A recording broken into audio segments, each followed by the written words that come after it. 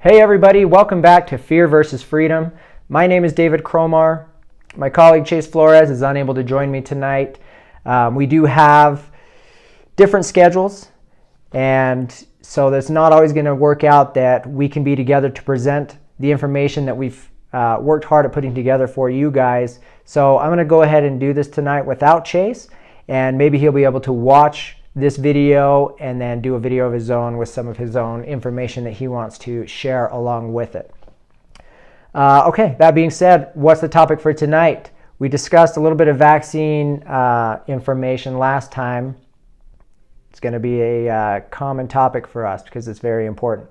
So we're going to take a look at social engineering and see how we're being basically engineered to give consent to do different things, right? Whether it's a medical procedure or to buy a certain product, we're being engineered in a way with our thoughts and how we're being manipulated basically by the media, by TV shows, by headlines to act a certain way, to purchase certain things.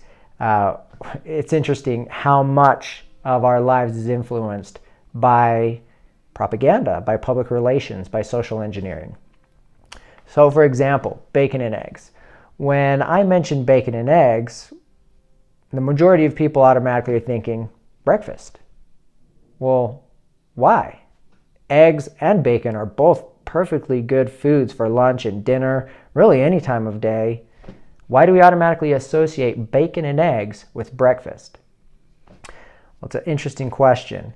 And let me introduce you to a public relations specialist who actually wrote the book on propaganda, literally. Meet Edward Bernays. Edward Bernays happens to be the nephew of Sigmund Freud. So most people have heard of Sigmund Freud, but not a lot of people have heard of Edward Bernays. And yet, believe it or not, Edward Bernays, his influence has probably been more impactful on society than his uncle. Why? So he basically kind of really fine-tuned the art of propaganda. And one of his early projects in public relations was a packing company whose bacon sales were really low and they needed to improve it. So they hired Edward Bernays and said, hey, we need to improve our sales in bacon. This is the Beech-Nut Packing Company. And they came to Edward Bernays and said, can you help us? And he'd been studying public relations and kind of fine-tuning propaganda. He says, you bet I can help you. And he goes to a physician friend of his and kind of has this light conversation around breakfast. And he kind of plants the seed in the physician's mind about the way he frames the question. He says, we end up spending a lot of energy through the night as we rest and repair. And then we wake up. Don't you think we need to replenish all that energy so that we can have it throughout the day and be able to utilize that energy throughout the day? He says, what do you think would be better, a light breakfast or a heavy breakfast? And obviously the way the question was positioned, the physician kind of thinks about it and he goes, well, a heavy breakfast, of course. He says, yeah, I thought so too. And he says, could you do me a favor at no cost? Could you send out a survey to all the physicians within the association and let's see if we can get their input on this? And of course he says, you bet. And so they send out this survey to over 5,000 physicians across the nation and kind of position it the exact same way. And the majority of them, over 4,500, come back, answer this survey and come back saying, a heavy breakfast, of course, is going to be better than a light breakfast. And so with that, they take that survey. Just think of how many surveys are out there today. This is powerful data. So they take that survey, and guess what? Every headline is parroting over the next few weeks to months. You got it. Over 4,500 physicians agree a heavy breakfast is best, better than a light breakfast. And of those physicians, the majority of them recommend bacon and eggs for breakfast. And literally from then on, this is like in the 1930s, I believe, but I'm going to refer you to a source to learn this story a little bit in more detail. But from that point forward, bacon and eggs was associated with a healthy breakfast. And what happened with the sales of bacon? not just for the beech nut packing company, but bacon across the nation, sales just skyrocketed. Bacon and eggs became a staple as a breakfast food. And from that point forward, Edward Bernays began to really fine-tune the art of propaganda. So what else did he have a hand in? Big Tobacco. Big Tobacco saw this huge market in the nation that they were missing, right? Men, back in the day, it was okay for men to smoke, but it was looked down upon or taboo for women to do so. And so tobacco says, hey, look, we are missing out on 50% of the market out there because there's this perception that smoking is not something that women should be doing. It's just something that's okay for men. So with his understanding of how to associate a product with some type of emotion, instead of selling with facts, you sell with association of a specific emotion. He came up with this campaign, and he created this big community event, almost like a parade. I think it was even a political event, and had these attractive group of women, young women, that were going to be marching through this parade. And when he called out, light up the torches of freedom, the women would pull out a pack of cigarettes that were strapped to their inner thigh, pull out a cigarette and light it up. Okay? So what this was a demonstration of equality, right? A women's rights movement, a demonstration that women are equal to men, and also that smoking cigarettes was this symbol of empowerment and of strength for women. And from that point forward, women were heavily marketed to by the tobacco companies for cigarettes. And it would be, oh, use this thin one and you can be thin. Or, the most influential stars were always placed with cigarettes of a specific brand. And it became this whole status symbol. And that status symbol just skyrocketed tobacco sales. So the guy is literally a genius, and they have figured out how to fine-tune this propaganda or public relations to be able to manipulate the masses. Okay. So this is an excerpt from the very beginning of chapter 1. Okay, I'm just going to read it out loud. You can read along if you can see this well. It says, the conscious and intelligent manipulation of the organized habits and opinions of the masses is an important element in democratic society. Those who manipulate the unseen mechanisms of society constitute an invisible government, which is the true ruling power of our country. We are governed, our minds are molded, our tastes formed, our ideas suggested, largely by men we have never heard of. In almost every act of our daily lives, whether in the sphere of politics or business, in our social conduct or our ethical thinking, we are dominated by the relatively small number of persons who understand the mental processes and social patterns of the masses. It is they who pull the wires which control the public mind, who harness old social forces and contrive new ways to bind and guide the world. Okay, there's a lot going on right there. I encourage you to read this information on your own. But man, the small number of persons who understand the mental processes and social patterns of the masses. You can bet that for centuries this has been studied heavily by those in power, and that these manipulating forces are used all day, every day in our lives. I'm not immune to it. You're not immune to it. But what we need to do is start to recognize it so that we can see deception being sent our way and know how to counteract or how to kind of view things more objectively. So who else had a big hand in propaganda? Bertrand Russell. He wrote a book called The Impact of Science on Society.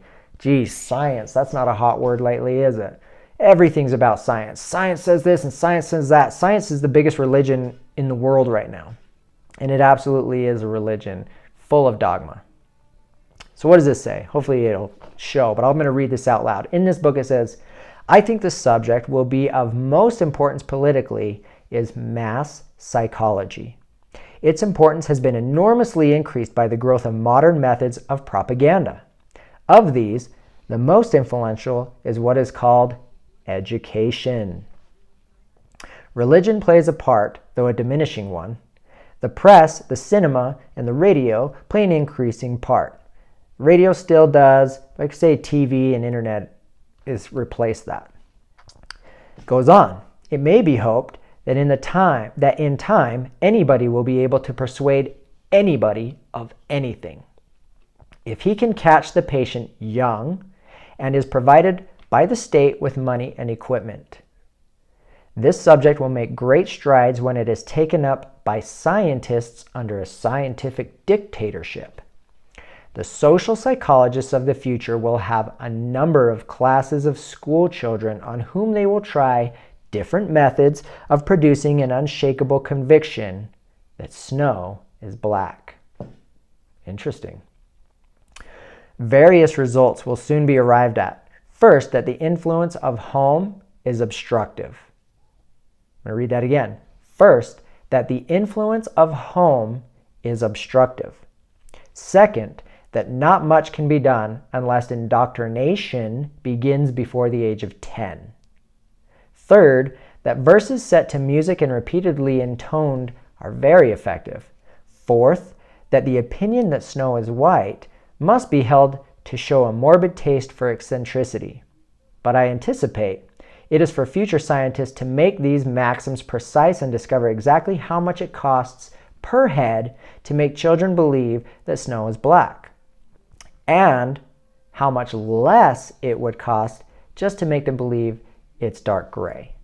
So they're over the last few decades, centuries, and decades in the early part of the century, you can bet a ton of resources went into these programs, figuring out what were the most effective methods and nailing that down. And they did it. And then they implemented it across system-wide. Think Common Core, right, in the education system. Everybody's being brainwashed commonly in the same way to enhance that groupthink mentality. So where does all the indoctrination begin? As I said, in the education system, especially in the young education system, like before 10. And that parents that are actually self-educators and want to learn a lot and teach their kids, man, they're an obstruction of this goal, right? So we have influence at home, influence at school, influence at church, and definitely influence in the doctor's office, okay? And we have to be able to think and discern for ourselves, what do I believe and why? Is it true? Is it tradition? Is it something that I should be believing? Question everything. Start to question everything you've ever learned. All right, so Edward Bernays figured out that it is possible to persuade people to behave irrationally if you link products to people's emotional desires and feelings, whether that's specific to health, politics, commerce, anything. So, for example, and this is a good one, the idea that injecting toxic chemicals directly into your body will make you healthier. That's completely irrational. But because of social engineered public perception, it makes you feel safe and protected. We'll talk more about it. So, vaccine-induced herd immunity. That's another social engineered idea. It's a complete myth. If you pay attention to the science and follow the science actually shows that herd immunity is impossible, at least vaccine-induced. In fact, the studies of herd immunity go back to wild acquired measles. And they understood that if the population had at least 68% of people that had measles, there wouldn't be an outbreak. As new babies were born and the population grew and that coverage rate declined below that percentage, you would see an epidemic or an outbreak until coverage gained that area again. So that's where herd immunity began. And then, of course, vaccine science tried to take over that and say, oh, we could create herd immunity just by one vaccine within 50% of the population. We're going to eradicate measles in a year. Well, that never happened. So then it went up to 65%, then 75%. Now we're up to 95%. Soon we'll be at 100%, and we'll still have outbreaks because you can't create herd immunity with vaccine immunity. It's not strong enough. Anyway, I digress. Herd mentality, on the other hand, well, that's alive and well. Another expert. So the systematic study of mass psychology revealed the potentialities of invisible government of society by manipulation of the motives which actuate man in the group. These studies established that the group has mental characteristics distinct from those of the individual. Again, the group has mental characteristics that are distinct from those of the individual and is motivated by impulses and emotions which cannot be explained on the basis of what we know of individual psychology.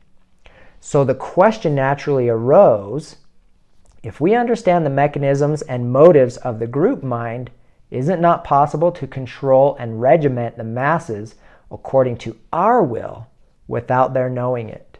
Absolutely. And it happens every day, every single day.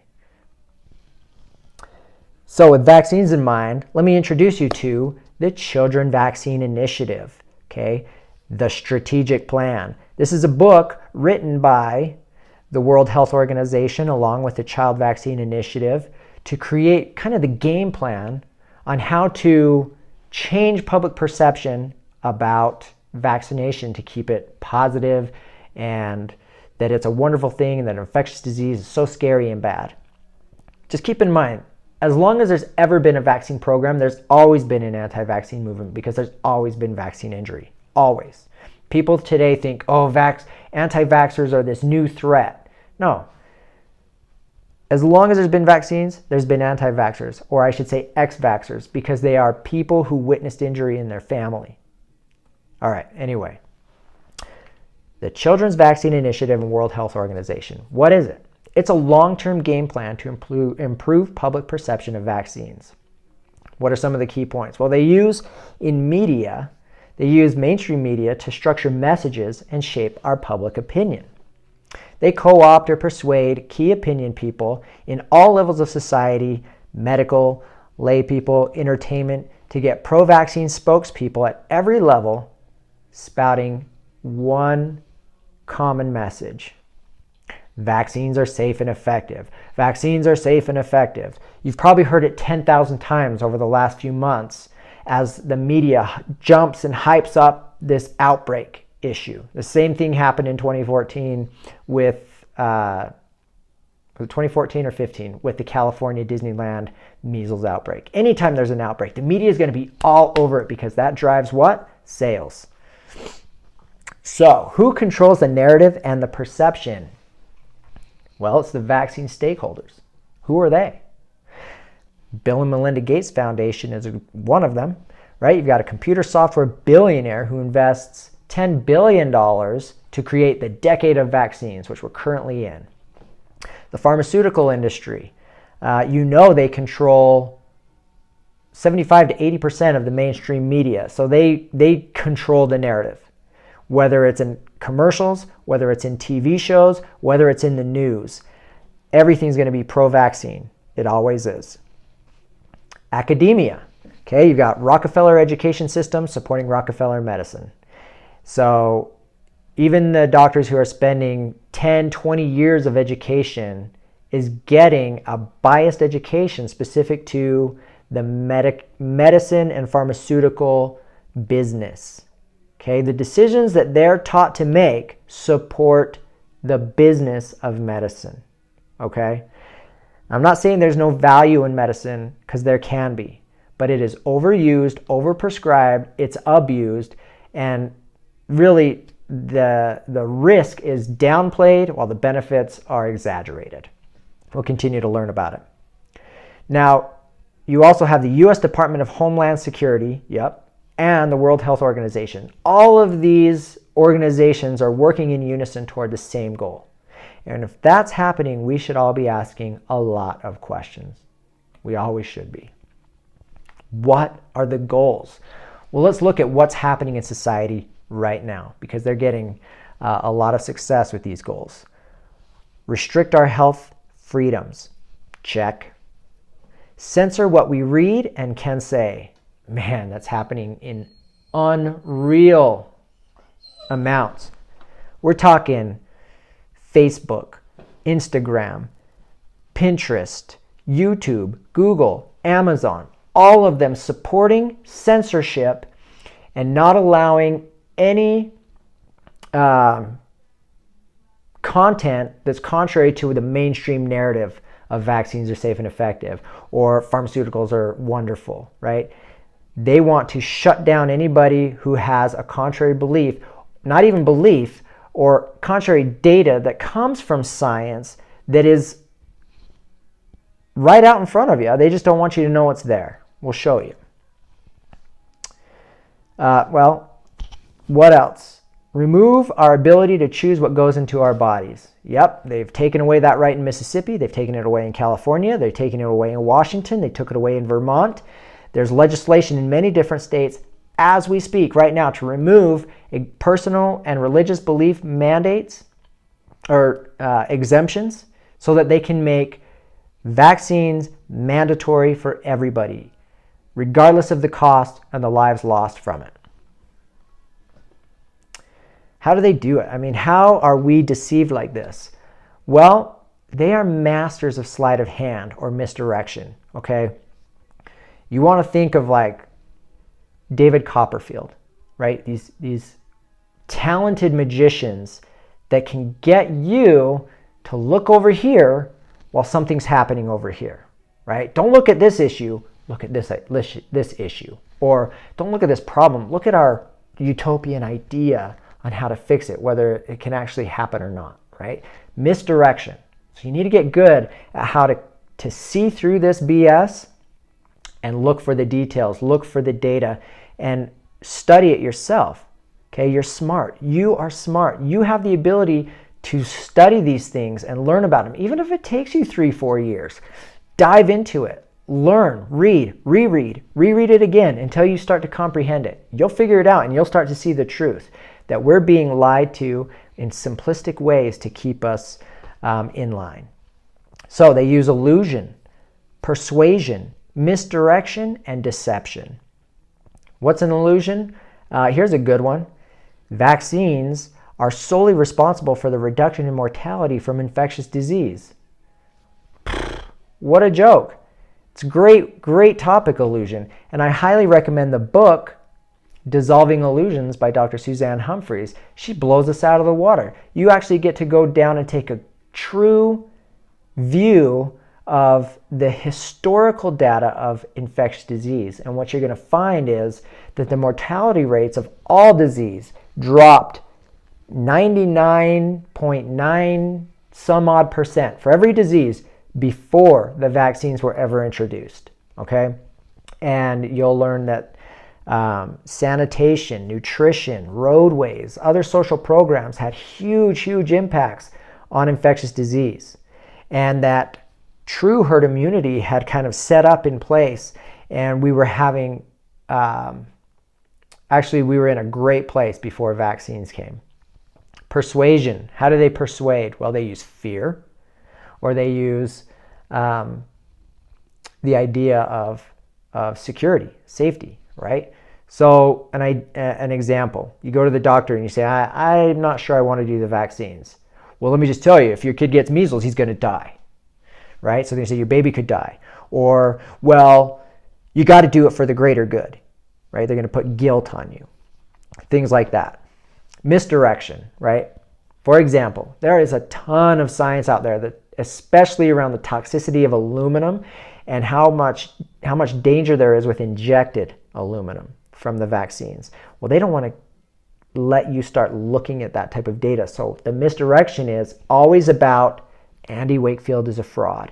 Oh, there's only one study out there. Don't worry, it's been debunked. Andy Wakefield's been debunked. First of all, you don't even know who Andy Wakefield is. Go look it up. He's a gastrointestinal specialist that was doing a study on chronic inflammation and infection in the gut of these children that he studied that had autistic behaviors. And what he found was, yeah, there was a chronic infection of vaccine strain measles in their gut. Not once did he say that's a causal issue or that there was a causal link between MMR and autism. Nope, study didn't say that. In fact, all it said was there was some type of chronic infection in the gut that was linked to these behaviors. From that point forward, his information in that study has been replicated over and over and over again in multiple studies, driving home that gut-brain connection that's there, and it's real. And that had nothing to do with the retraction of that study. So I'll probably dedicate an entire video just to Andy Wakefield so people can understand the truth of what that is. But they leverage that as misdirection. You'll always hear that study reference. Oh, it's been debunked, it's been debunked. BS. You haven't debunked anything. Vaccines are not safe, and there's so much data out there that says they are not safe, that they do cause harm. Autoimmune, neurological, allergies, rashes, all kinds of problems. Anyway, deception. Deception is they will only tell you that vaccines are safe. They'll say things like they only contain a virus and an inert fluid like saline or salt water.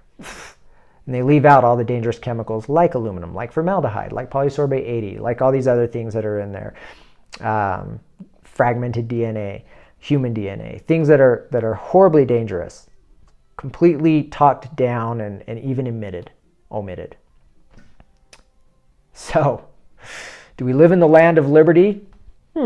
As long as you comply with mandates, don't ask questions, stay in line and follow our guidelines, you're free.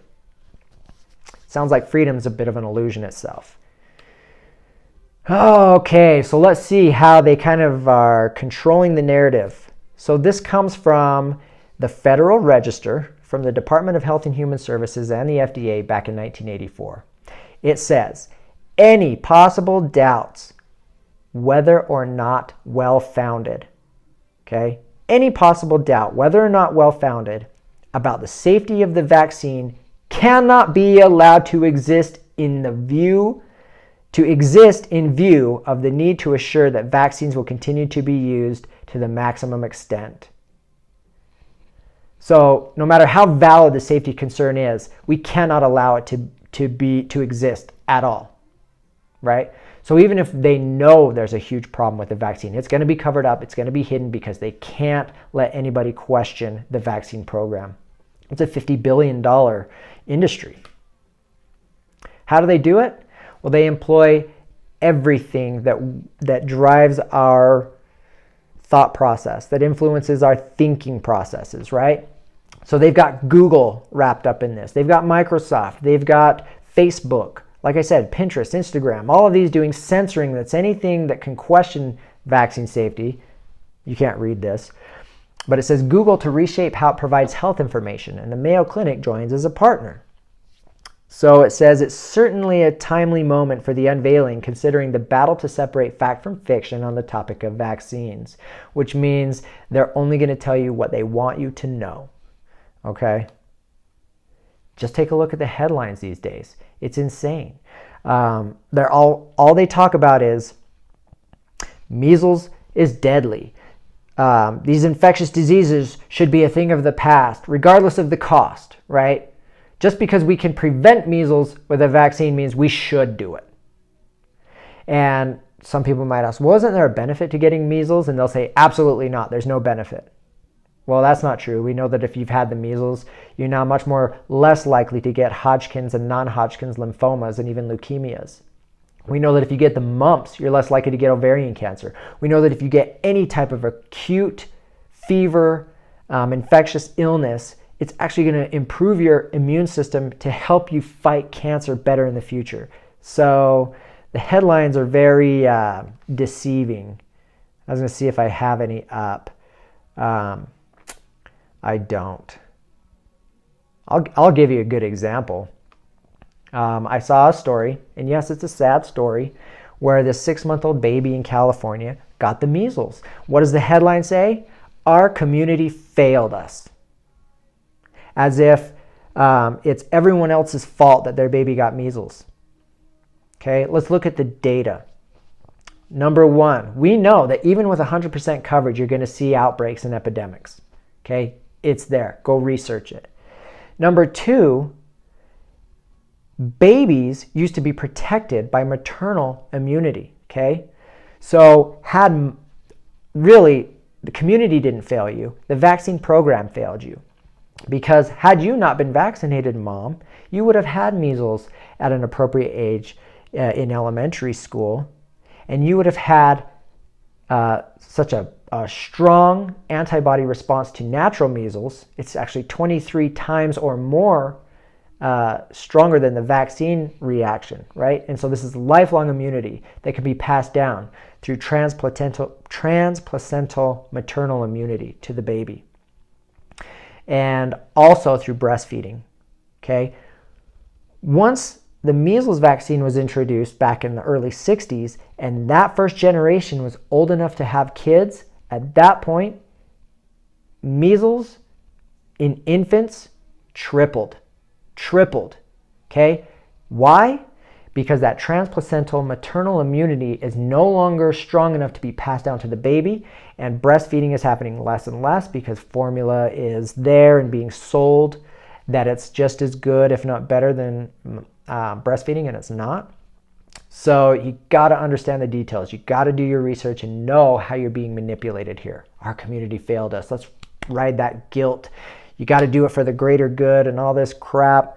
You know what? Also, I'm sorry that that baby went through that rash and the very unpleasant sickness that came with it.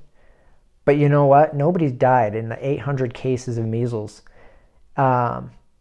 Although I've seen so many vaccine-induced deaths, and even the ones that don't get out are injured. Okay, my son literally has life-threatening events every single day and has for the past 10 years of his life. Every day he has a massive seizure, or 10 or 20. Okay, I'm sorry your kid got sick for a week, but mine is damaged for life. In fact, all 4 of my kids have vaccine injury because I was slow to learn this information, which is why I want to share it. All right, so how does the medical system continue to persuade and keep us in line? Well, they use it by not giving data, right? Keep it simple, stupid. The KISS strategy. So we want to make sure we persuade rather than inform. So they use fear and guilt. Oh, if you don't do this, your baby could die. Oh, your baby's going to be crippled by disease. You have a moral liability to protect the herd. Wakefield is a fraud. There's no autism connection. Vaccines do more than you could ever understand. Got that? Vaccines do more than your little mind could ever comprehend because we're smarter than the world. Vaccines are safe and effective. Repeat, repeat, repeat.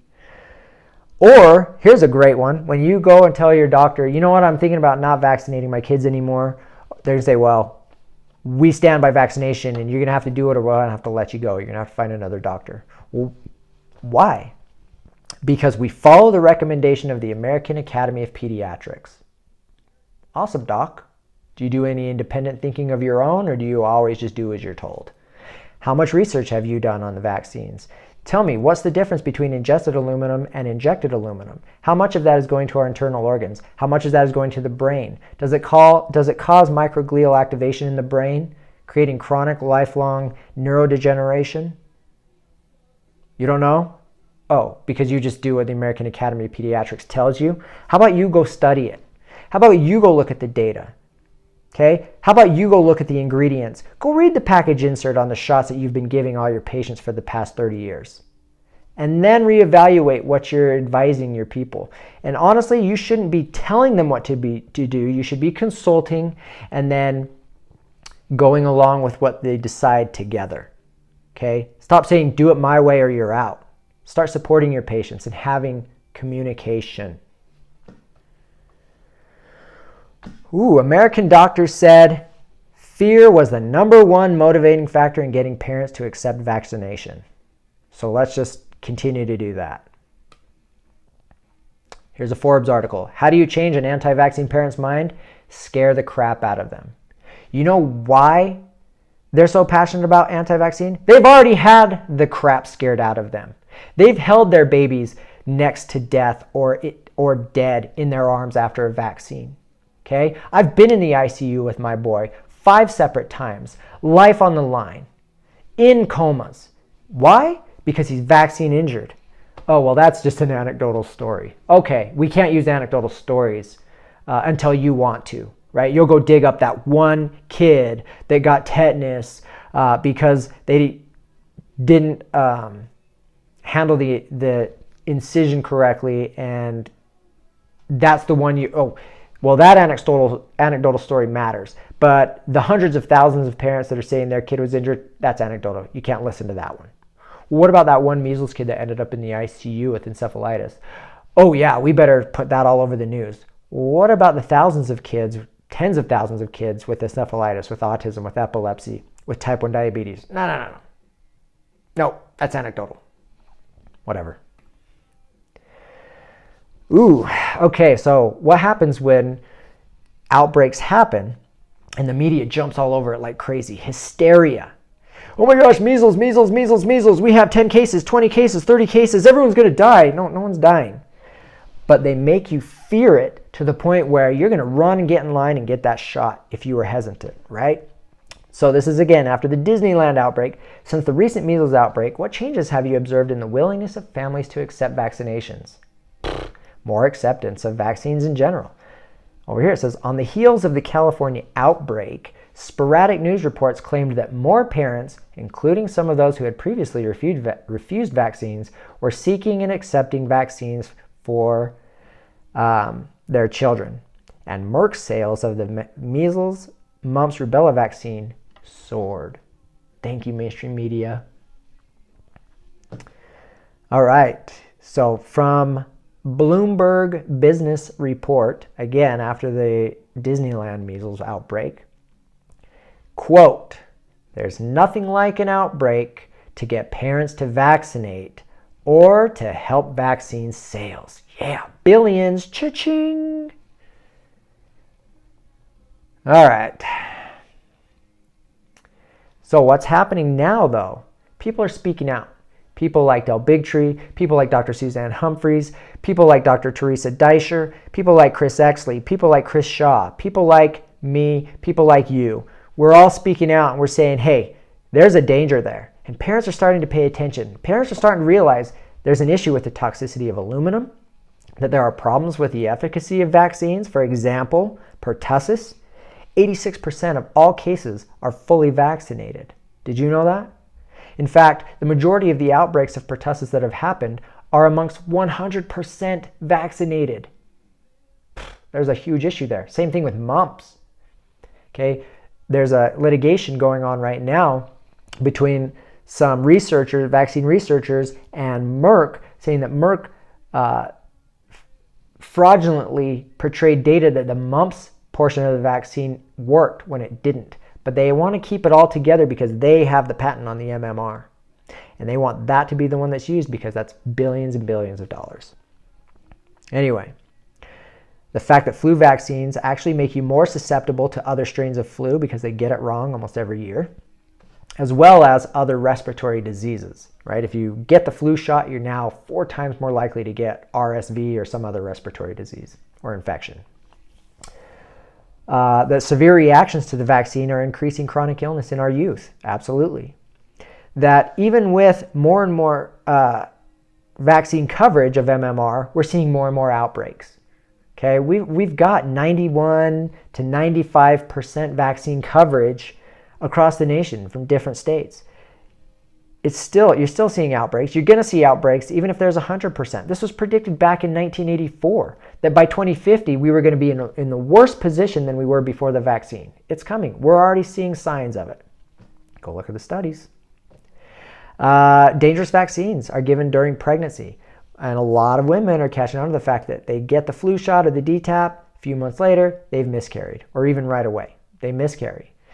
They also are having immune activation during gestation and triggering autism. Horrible. Okay, you probably can't read this. This is a study that just came out in February of 2014. It's called The 112-Year Odyssey of Pertussis and Pertussis Vaccines, Mistakes Made and Implications for the Future. And I'll just read this highlighted part. It says, in the last 13 years, major pertussis epidemics have occurred in the United States. The numerous studies have shown the deficiencies in DTaP vaccines, including the small number of antigens that the vaccine contain and the type of cellular immune response that they elicit. The type of cellular response is a predominantly T2 response, which is an inflammatory response, a T2 response, which results in less efficacy and a shorter duration of protection. Because of the small number of antigens, 3 to 5 versus over 3,000 in the DTP, linked epitope suppression occurs. Because of linked epitope suppression, get this, all children who were primed by DTaP vaccines will be more susceptible to pertussis throughout their lifetime. And there is no easy way to decrease this increased lifetime susceptibility. You got that, folks? You get the DTaP, you're now more likely to come down with pertussis throughout your entire life. Good luck with your vaccines. Here's another thing that drives me nuts. Pro-vaccine reps can spit out lies with absolutely no consequence. They can say whatever the hell they want, and there's no fact checking, there's no nothing that goes on. Everybody just assumes they're speaking gospel. I mean, it is religious dogma, but it ain't gospel. For example, recently, Peter Hotez, he's a virologist, was on the Joe Rogan Experience. And they had this big, long conversation about infectious disease and tropical disease and all kinds of things. They started getting into the anti-vaccine movement. And of course, they talk about all the pros about vaccines and how they're so wonderful. But Joe kind of starts asking him, well, what do you do to maintain health? You eat a healthy diet? Oh no, that's my weakness, cheeseburgers and whatever. And he says, what about exercise? Oh, I'm not very good at it. Do you take vitamins? Oh no, vitamins are useless. And he goes, there's a lot of clinical data that talks about how important vitamins are, especially vitamin D, vitamin A, the omegas.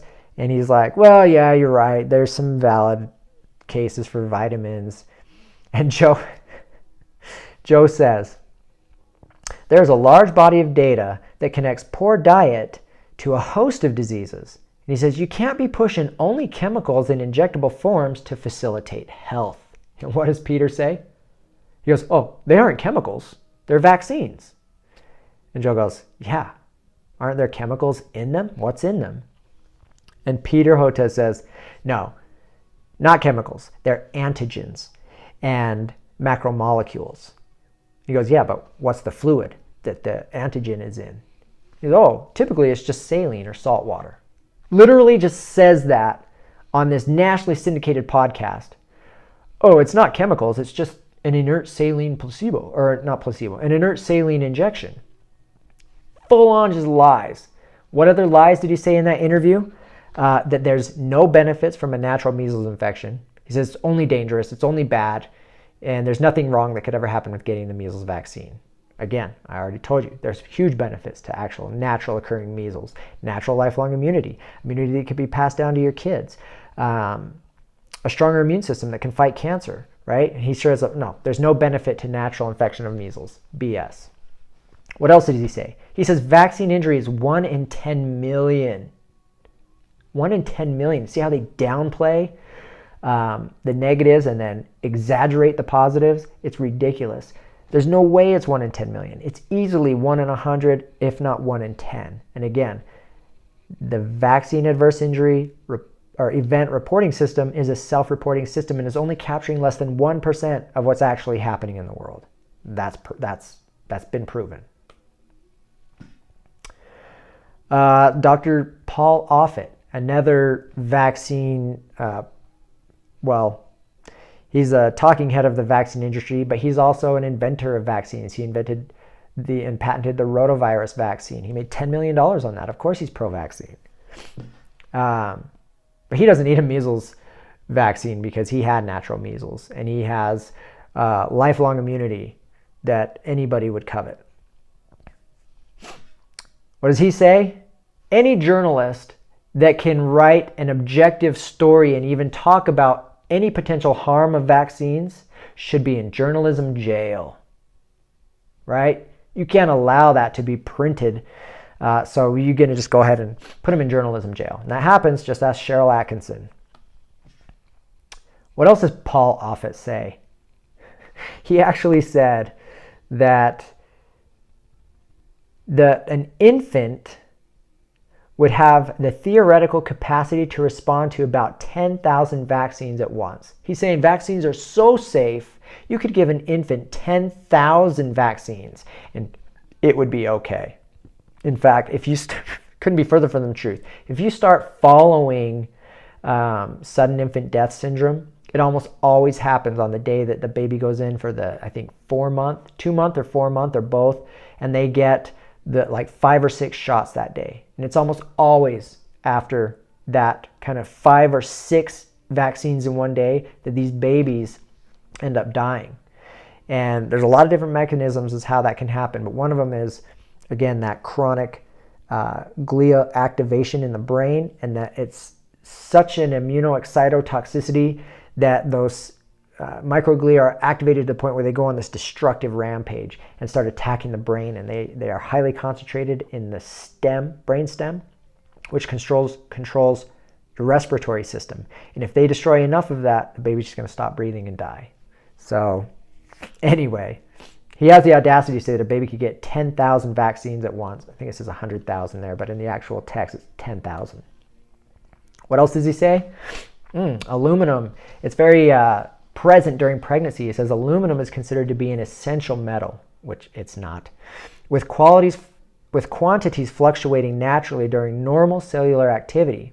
It is found in all tissue and is also believed to play an important role in the development of a healthy fetus.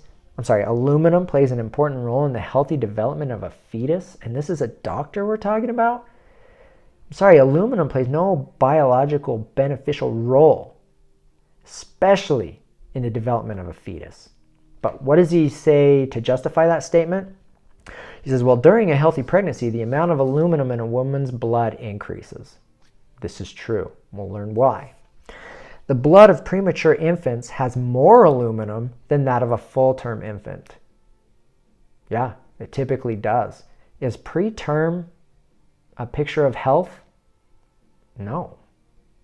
The breast milk of a mom with premature infant contains more aluminum than that of a mom who carried their baby to term. Is that a biological necessity? I don't think so. Let's look at what's really happening. Why are there elevated levels of aluminum in the blood during pregnancy? Okay, that baby is basically stealing everything mom has, okay? So aluminum that we're all exposed to, whether it's in our diet because of baking powders and other aluminums that we eat, there's aluminum added to medications, very high levels, along with fluoride. There's aluminum in the water. There's aluminum in our deodorants. There's aluminum in the air, right? We're exposed to aluminum. That doesn't make it a good thing, okay? But we all have aluminum in our body, and it's stored, a lot of it, in our bones and in our organs. So what happens is aluminum that was previously stored in the mother's bone, along with other minerals the baby does need, is mobilized in order to deliver the essential minerals to the baby, creating elevated aluminum blood levels. Higher aluminum levels are found with preterm births, but that doesn't mean aluminum is beneficial, and most likely means it's causing harm and forcing preterm birth. So you can imagine if the mom has high levels of aluminum in the body and starts leaching these minerals, and along comes all these toxic levels of aluminum, and it's threatening the baby's life, that's going to trigger preterm labor. And that fetus is saying, okay, there's more harm than good being done here. We need to get out. And because of those high levels of aluminum, preterm birth happens. And he's trying to twist it, as usual, and say, oh, it's a sign of health and longevity, and it's a good thing for these babies. Absolutely not. So, if our perception is so greatly influenced by propaganda, and it is, nobody's immune to it, so are our emotions and our actions. This is a science. They've got this down to a science. They know how to manipulate us. You have to learn how to view it, discern it, recognize it, and study so that you can recognize it. Anyway, so our emotions and actions are affected by this. But what are our emotions? Emotions are just chemicals that are secreted by how our brain perceives the environment, right? So they're controlling that perception by parroting headlines over and over again. Infectious disease, death. Infectious disease, death. Infectious disease, death. Vaccines, safe, protection, life, wonderful. Okay, so, and that's about as far as anybody knows. When I get in debates with people and I say, let's talk details, they don't know any of the details. They just say, well, I just know it's safe because my doctor told me so. So, know the details to discern the truth. And more importantly, know thyself, okay? Learn the power you're born with. You have a power within. You are a smart, intelligent person. If you have questions, go study, go ask. Don't just ask one person, ask lots of people. Put yourself out there, get exposed to as much data as you can, and start discerning truth for yourself. And stand up for liberty and choice. Man, so what's the good news? Well, there is some. That groupthink mentality, you can get out of it. Not all the time. Again, we're all influenced in that groupthink mentality, and it's different than how you think individually. But, as it says here, each individual has a share in numerous group minds. Those of his race, of his class, of his creed, of his nationality, of his religion, you name it. You have a different groupthink for every group you're a part of. And you kind of go along with things that the group does. You get to learn how to kind of view things more objectively and start thinking for yourself. It says, and he can also raise himself above them to the extent of having a scrap of independence and originality. And that's from Group Psychology and the Analysis of the Ego by Sigmund Freud. But I'm going to say it again. Each individual has a share in numerous group minds, those of his race, of his class, of his creed, of his nationality. And he can also raise himself above them to the extent of having a scrap of independence and originality. So I encourage you to do just that. Go study. Think for yourself. Grab that scrap of independence and originality for yourself. Be independent. Through self-awareness and self-education, we can hone our discernment skills, control our perception, and improve our daily emotional outcomes. I know we can. I've done it. I don't live in fear. I don't fear the measles. I don't fear pertussis. I don't fear diphtheria. I don't fear those things because I've studied and studied and studied. Not just vaccines. I study nutrition. I study cannabis. I study mental health. I study as much as I can. I'm always studying. Every day I'm trying to come up with ways to improve myself, improve my son's daily outcomes. I read books. Okay, I've read Dissolving Illusions. I've read How to End the Autism Epidemic. I'm reading Excitotoxins by Russell Blaylock. I'm reading several of Russell Blaylock's books. I self-educate by sources that I trust. I follow Dr. Berg, Dr. Bergman, Dr. Humphreys, Dr. Deisher, Dr. Shaw. I follow, and I follow all kinds of science publications. I follow doctors on LinkedIn. I do everything I can to expose myself to as much information as I can. And what speaks to me as truth at the time is what I go with. And I focus on myself, I focus on my family, and you know what? We've improved greatly our health outcomes. We don't use any type of medications in our home. We don't use Tylenol, ibuprofen, Aleve. We don't use allergy medications. We don't use anything. We use food, okay? And we use organic food, and we manage our food intake. We manage our hormones. We manage ourselves, and we're doing amazing, okay? Unfortunately, we are stuck in the medical system because the drugs, the pharmaceuticals that doctors put holding on, his brain has become physically dependent on, and we're kind of stuck. But we're going to continue on our path of self-enlightenment and self-care, and we're going to see if we can heal his brain to the point where we can get him off that. That's the goal one day. Who knows if it'll ever happen. But we work on it. We work hard, and we study hard, and we do our best, and I want you to do your best, and I want you to be independent, and I want you to know that God made you in his image and likeness, and that it was perfect, and that it is perfect, okay? The immune system is perfect. Okay? We are divinely designed to thrive on this planet as we are. There is no need for this type of intervention. Okay? These diseases, these bacteria, these viruses, these microbes, we've been with them throughout all of time.